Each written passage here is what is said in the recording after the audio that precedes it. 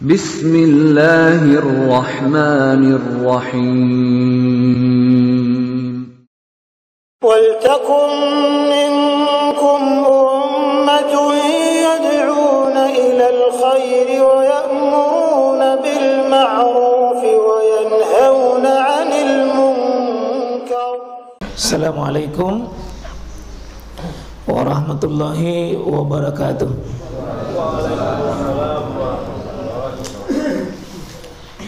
Innal hamdalillah walladzi hadana li hadzal din ya'ni al-islam wa tamassana bi sunnatin nabi sallallahu alaihi wasallam. Allahumma shalli alaihi wa alihi wa sahabati ajmain. Allahumma ihdinas siratal mustaqim siratal ladzina an'amta alaihim ghairil maghdubi alaihim waladdallin. Jemaah sekalian, insyaallah materi kita hari ini sedikit kita teguhkan akidah kita, keyakinan kita dalam menghadapi musibah. Apalagi boleh dikata kita sekarang ini masyarakat betul-betul musibah mengepung kita, dan pembicaraan masyarakat kita sepertinya sejak 1 Januari sampai hari ini kita sudah dikepung lebih 150 jenis musibah ya di Indonesia. Ya, ada apa semua itu? Ya, kita sudah membahas di sebagian apa yang mengundang musibah. Kita akan masuk di pembahasan ini meluruskan beberapa istilah, ya, meluruskan beberapa istilah musibah yang insyaallah kita akan ambil dalam Al-Quran. Jadi dalam Al-Quran kita temukan kurang lebih 10 kata yang semua maknanya sebenarnya itu adalah sama dengan musibah. Sama dengan musibah. 10 kata itu kita akan pahami supaya kita itu menempatkan penggunaannya dengan tepat. Ya. Jadi istilah-istilah musibah yang kita ini fokusnya dalam Al-Quran kurang lebih 10 kata insyaallah. Ini ya sekalian, itu yang pertama itu musibah itu sendiri. Sering kita dengar musibah, ini yang pertama itu kita sebut dengan istilah musibah itu sendiri ya.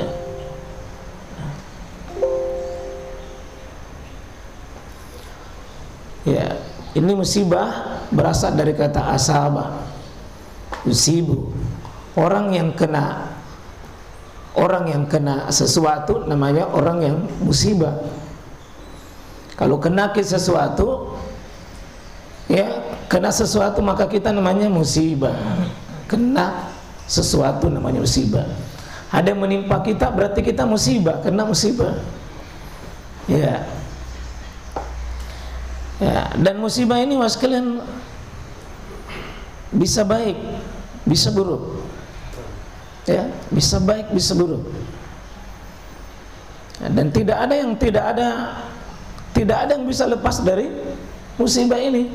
Ya, coba kita lihat ini ayat Al-Quran. Ya. A'udzubillahi minasyaitonirrajim. Ma asabaka min hasanatin faminallah. Ya. Apapun yang menimpa kalian wahai Nabi Muhammad, kalau itu kebaikan berarti ada musibah hasanah. Ada musibah hasanah, musibah baik. Jadi ada musibah hasanah. Karena sini ma asabaka min hasanatin. Ada musibah hasanah.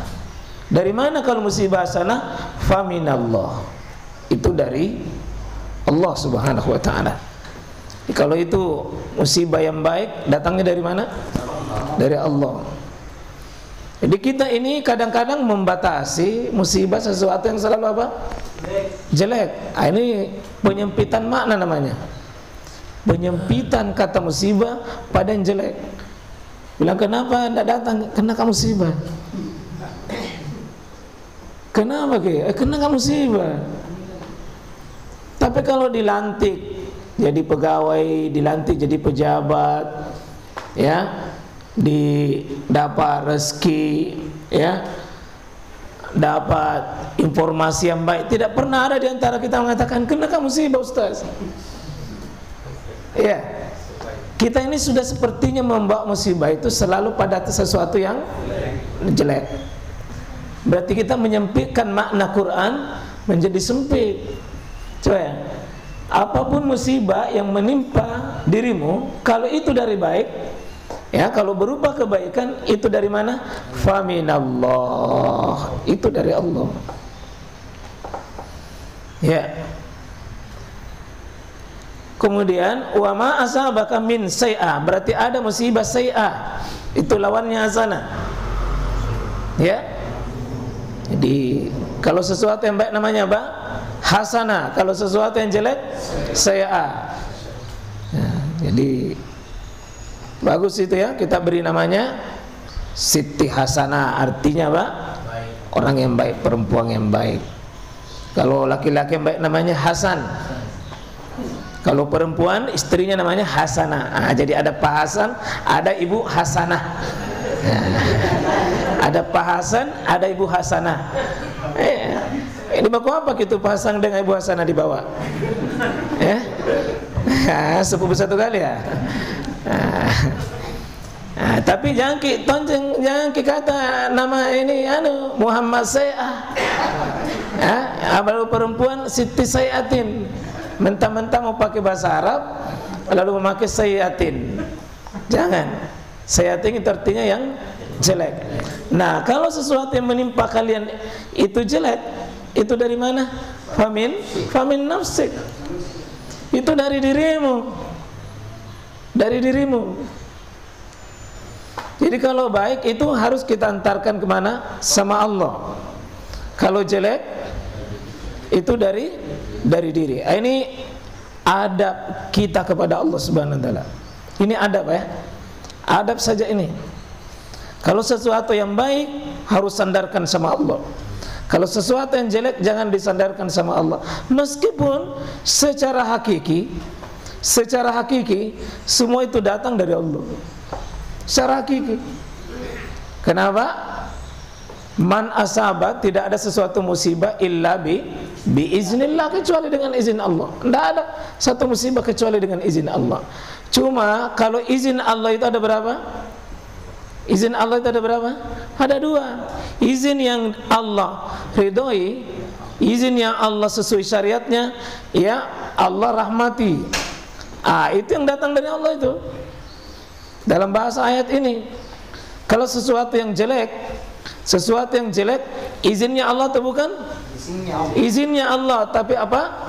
Allah tidak ridho, maka izin yang mendapat apa? Murka. Kita sepakat dulu ya. Orang yang berzina itu izin Allah atau bukan? Izin Allah. Orang yang membunuh? Izin Allah. Orang yang berbuat syirik? Semua izin Allah. Tapi jangan atasnamakan Allah, karena Allah tidak pernah suruh ke situ. Allah tidak pernah perintahkan, malah Allah mengatakan jauhi. Tapi kalau kau melakukan, ya silakan. Silakan Anda lakukan, tapi ingat resikonya sama yang melakukan. Nah, seperti kita Pak ya, kalau ada anak kita yang minta terus motor, kita tahu kalau dia pakai motor berisiko, bisa jatuh, bisa balap-balapan dan berisiko jelek. Tapi karena menangis, apa kita bilang pada akhirnya? Ambil mi balik, ambil mi, pergi motor. Diizinkan atau tidak Pak? Diizinkan, tapi moro-moro, tidak ridho. Itu Allah katakan silakan kau kerja kalau mau kerja, tapi ingat resikonya sama kamu.